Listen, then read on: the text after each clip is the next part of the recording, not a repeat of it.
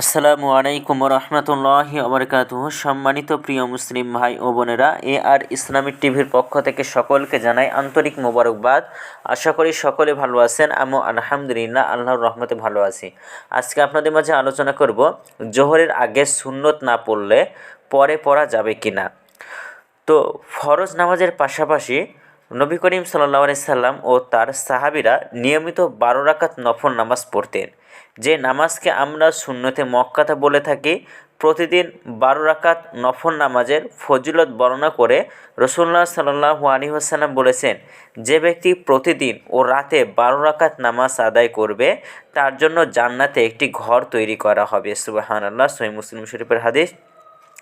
সাধারণ দিনগুলোতে কখন কিভাবে এই 12 রাকাত নামাজ পড়তে হবে তার বর্ণনা দিয়ে নবী করিম সাল্লাল্লাহু আলাইহি ওয়াসাল্লাম বলেছেন, 4 রাকাত জোহরের ফরজের আগে, 2 রাকাত জোহরের ফজরের পরে, 2 রাকাত মাগরিবের ফজরের পরে এবং 2 রাকাত এশার ফরজের পরে, আর 2 রাকাত হলো ফরজের আগে আদায় করতে হবে। সুনানে তিরমিজি শরীফের হাদিস।